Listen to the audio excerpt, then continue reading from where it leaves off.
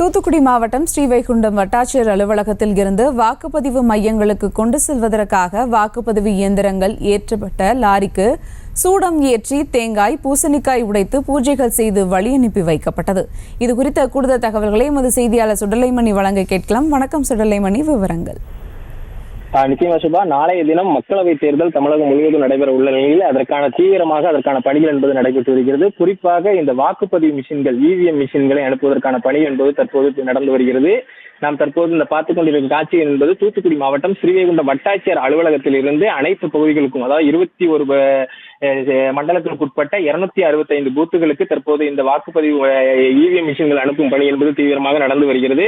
முதலில் அனுப்பப்பட்ட பெரியதாலை பகுதிக்கு அனுப்பப்பட்ட இந்த இவிஎம் மிஷின்கள் கொண்டு செல்லப்படும் லாரிகளுக்கு அதிகாரிகள் சூடம், பத்தி கொண்டு சந்தனம், குங்குமம் வைத்து தீப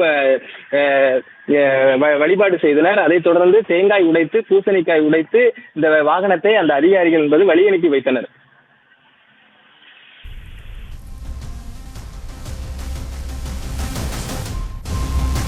விவரங்களுக்கு நன்றி சுடலைமணி. செய்திகளை உடனுக்குடனும் துல்லியமாகவும் தெரிந்து கொள்ள சப்ஸ்கிரைப் பண்ணுங்க.